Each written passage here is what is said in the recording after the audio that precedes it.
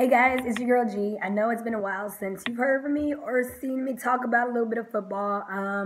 Had a crazy work schedule and had a lot of things going on in life, but had to give a review, had to give my thoughts, feelings, concerns about that Pittsburgh game that happened on Monday. And we're going to go ahead and just get started with it. First of all, I want to say it's a rough, hard-hitting football game. I mean, that's not to be surprising because it's Bengals versus Pittsburgh. It happens twice a year.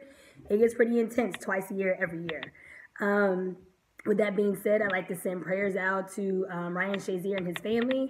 Hopefully he has a speedy recovery and a full recovery. I know he's undergoing spinal surgery either today or it happened yesterday, but just sending prayers out to him and his family for the injury he suffered during Monday's game. So moving forward with that, I want to talk about how the commentators and how people are talking about how dirty these hits were during the game. We have a couple suspensions. Juju Smith-Schuster, you got to say the whole name. Juju Smith-Schuster suspended for one game with the hit that he put on Vontaze Burfict, and George Iloka is also suspended for one game with the hit that he put on Antonio Brown at the end of the fourth quarter.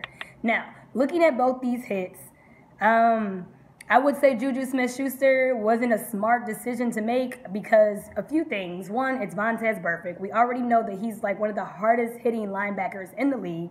And number two, you're going to see the Bengals defense twice a year, every year. So you just put a target on your back. And the next time you play the Bengals, they're coming for you, man. They are coming for you. I don't know if that was the smartest call by you, but you did it anyway. And just want to let you know that the Bengals defense will be coming for you. If it's not this year, it's going to be next year, and it's going to be twice, at least. But moving past that, let's talk about the offense.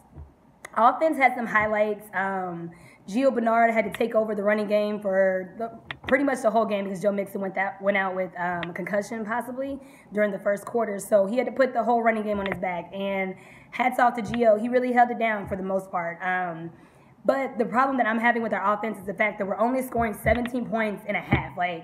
And 3 points in another half. There's no way we are going to be a winning football team if we can't get into the end zone more than twice and kick more than 2 field goals. It's just not going to happen. But with that being said, one of the biggest things that killed us in this game was penalties. We had everything going our way, and we shot ourselves in the foot, which we usually do with penalties. We had 173 yards worth of penalties in this game. 173 yards. That's crazy. That's ridiculous. And with that said, there were a few calls by the rest that I think shouldn't have been called. Top one was the call that they gave on the A.J. Green reception that he had for a touchdown, and they called Gio Bernard for holding. I mean, that it was barely there. It's like Gio Bernard versus this 350-pound defensive lineman. That was a weak call, very weak call. That's one of the ones that just stands out to me. I think that should have stood for a touchdown, but neither here nor there. Can't leave the games that close anyway, right? And then I have the weak blocking by the defense, specifically the play with Lev Bell when William Jackson III was over there and another player was there. I can't remember what his name was, but y'all thought y'all pushed him out of bounds and you didn't. William Jackson III just kind of stood there and kind of got out the way. What type of poor defensive tackling is that? I don't care if you thought somebody else was taking care of it. Be 100% sure that he is out of bounds because that was just ridiculous and looked like y'all just gave up a free touchdown. Antonio Brown and his turf toe issues. What toe issues? I feel like they just made that up because dude was on fire on Monday and didn't show any sort of toe injury or issue in that regard at all. So again, I had this theory that Pittsburgh likes to make up injuries just like they do for Ben Roethlisberger, trying to make it seem like he's super hurt, and then he comes out and throws 4 touchdown passes. Yeah, the Pittsburgh Steelers are good for that. But yeah, overall, I just got to say as a team, we got to be more disciplined on defense, and we got to score more points on offense. 20 points a game is not going to win very many games. And looking at both these teams that played on Monday night, the Pittsburgh Steelers are barely better than us. If anything, we're probably talent-wise about the same. But the difference is the Steelers know how to win. We don't have the discipline to understand how to win. We haven't got there yet. Unfortunately, we're still with Marvin Lewis, who himself doesn't know how to win. And hopefully by the end of this season, we'll be done with Marvin Lewis.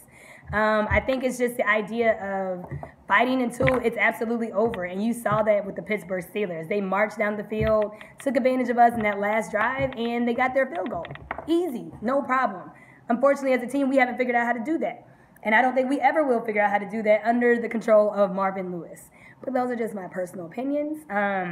We lost the game 20-23 last seconds. Boswell kicked a field goal like he usually does in the last few seconds, and it doesn't matter what the score was. At the end of the day, the Pittsburgh Steelers came out with the win. Pittsburgh Steelers are probably going to come out on top of the AFC North, and depending on how the rest of the AFC does, we're not going to go to the playoffs for a second year in a row. We definitely have the talent. I really think the coaching ability is lacking. From offensive coordinator to defensive coordinator and ultimately ending in the head coach. Like, there just needs to be a whole sweep. We need to start over. Keep the talent.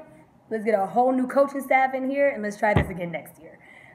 Because for us to lose a game like that on Monday, it's not cool. Like, we had it. We should have won that game. We should have won that game, but we let Pittsburgh beat us. We beat ourselves. And, you know, it's the story of Cincinnati versus Pittsburgh just about every year, except 2015 when we beat them twice. But those are my thoughts, feelings, concerns about the Pittsburgh game that happened on Monday. I am super excited to be joining up with Ak this Sunday so we can get back with the podcast and start talking about some more Bengals football. See you guys later. Have a great one. Bye.